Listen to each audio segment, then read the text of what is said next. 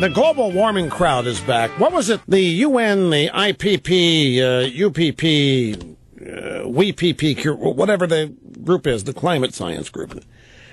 95% certainty now that the undeniable global warming is undeniably caused by human beings. That was last week. It is a hoax. All of that, I mean, I don't know how else to say it. All of that, it's just wrong. And these people know it's wrong. The factual data contradicts virtually every claim they make. And yet, I have to tell you, as I mentioned before, I read high-tech blogs, and the high-tech bloggers, some of them think they're scientists. And there are a couple of these blogs, whenever there's global warming news, they report it as though it's gospel. These young kids, they're 24 to 30 years old, and they buy into it totally. They totally buy into it. Can't wait to be able to afford a Tesla, an electric car. They can't wait to have their own windmill in the backyard. They believe that oil and man is causing global warming. They don't even question it. And they're not even aware.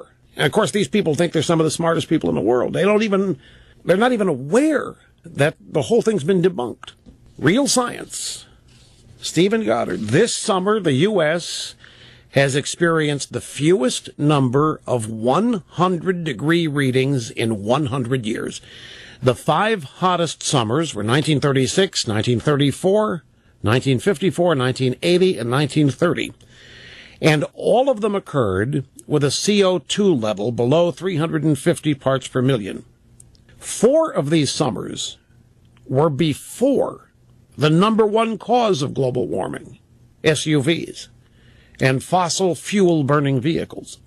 Now, Al Gore made a big deal earlier, a couple of weeks ago, with the fact that CO2 levels have now gone past 400 parts per million this year, indicating that heat waves and carbon dioxide have nothing to do with each other. And I'm telling you that these scientists who claim otherwise are just lying, or they are dangerously incompetent. There is no warming, and there hasn't been for 15 years. And they chalk that up, well, it's volcanoes, and then other mitigating factors. It's just a temporary interruption. But the only thing that you really need to know, these people are out warning us of global warming. It's a very bad thing.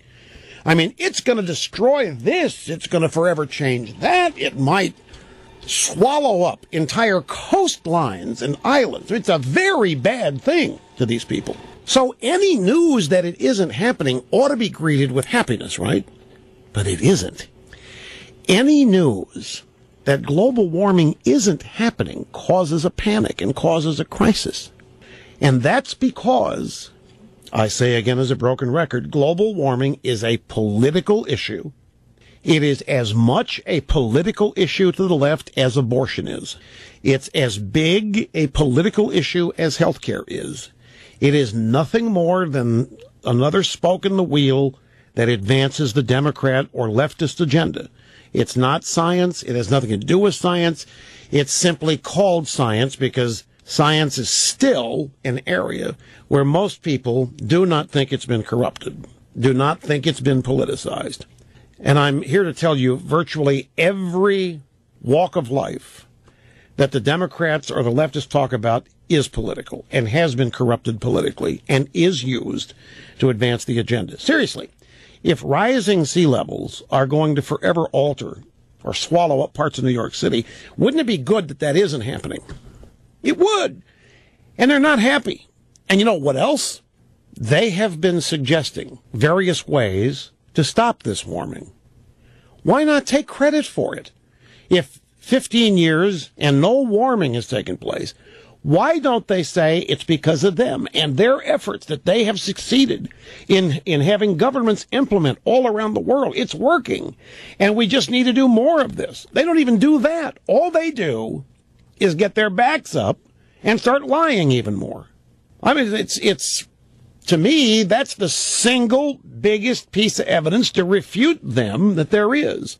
Some warming would actually be good in some parts of the world, would actually be helpful to a lot of people, both in comfort and the production of food. No, It's all bad. It's calamitous, in fact. And so why not be happy? And why not take the credit?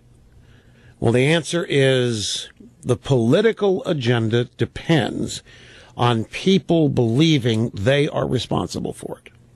The political agenda depends on the left being able to convince you that you are causing it, thereby giving them control over your life to supposedly stop this disaster from happening, which is all this is about, is a way to get you to agreeably give up your liberty. And that's what's being interrupted. The fact is that they need warming for the rest of their claims to be believed. And when it isn't warming, they've got a problem. That's how they come up with these really outrageous lies. But it is a fascinating thing to me. I must tell you, it's a fascinating thing to me to watch and to read and to see how otherwise intelligent people have just bought this without questioning it, hook, line, and sinker. It's a learning exercise for me. It once again reminds me what we are up against.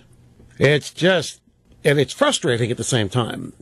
Because if they can be made, otherwise smart people can be so easily sucked in to believe something like this. What else can they be made to believe? And we already know. Republicans are, conservatives are, racist, sexist, bigot, homophobe. No question about it. In fact, the Republicans run Congress. That alone is justification for ignoring them when it comes to going to war, when it comes to using maybe even a one-day nuclear strike on Syria. We don't have to go through Congress. The Republicans run it. Everybody hates them. We don't have to pay attention to them. They don't even support us. So why should we go through them? Meaning, we're not about opposition. I mean, any opposition to us is illegitimate. We're not going to even acknowledge it. So says the president. So says the Democrat Party. But ask yourself, we are now August 28th, and this story is absolutely true.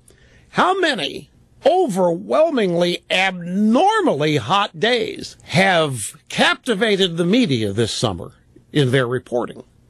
I don't remember, frankly, any. I don't remember a couple days in a row of the media talking about unusually warm days here or there, which means, obviously, that global warming is happening, because there haven't been any of these outrageously hot 100-degree-plus days.